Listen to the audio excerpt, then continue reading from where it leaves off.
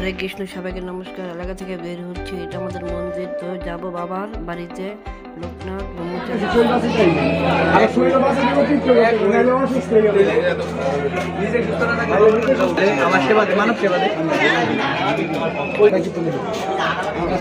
সবাই যে যার মতো প্রস্তুতি নিয়ে নিচ্ছে যে ভারতীয় কখন বের হবে, কিন্তু রাত 12:30 বাজে। এরপরে সবাই বের হই। এখানে সবাই দাঁড়িয়ে আছে, আমাদের ভাই বন্ধুরা। তো আমরা সবাই একসাথে যাব, প্ল্যান করছিলাম। এখানে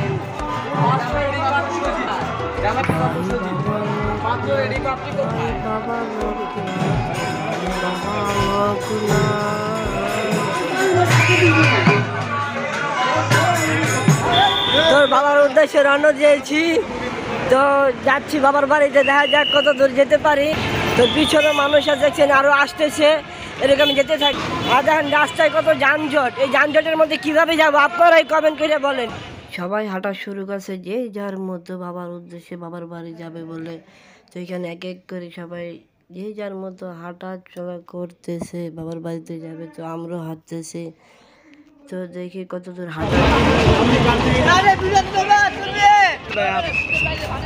সকালবেলার ওয়েদারটা ছিল সেই দোস্ত। এখন ভোর হয়েছে। তো আমরা প্রায় মোট 12:30 দিকে রওনা দিয়েছি। আমরা বাবার মন্দিরে পৌঁছাই 8টার দিকে। তো এখন এই হোয়াটসঅ্যাপ কাকা, তো কি অবস্থা সবার? তো কি বলবো, মানে কিছু বলার নাই। তো সামনে ক্যামেরাটা আমার ভালো না, তো এই জন্য কিছু বলতে পারতেছি না। তো আমরা প্রায় 12দের কাছাকাছি চলে আসছি। আমরা রাত 12:30 দিকে রওনা দিয়েছি। তো এখন বাজে প্রায় 6:30টার মতন। তো আমাদের আরও পৌঁছতে 1 থেকে 50 মিনিটের মতো লাগবে। তো আসছি ভাই বন্ধু মিলে। তো সাথে থাকুন এবং দেখতে থাকুন। এই পথ যদি না শেষ হয় তবে কেমন হতো বলো তো? এই পথ যদি শেষ না হইতো তাহলে কেমন হতো?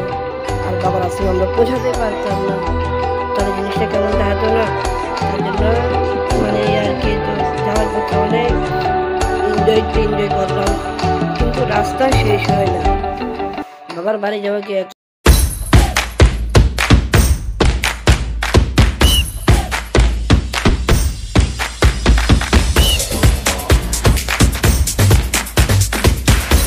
কোথায় আছি? ভারতী ব্রহ্মচারীর আশ্রমে। জয় বাবা লোকনাথ।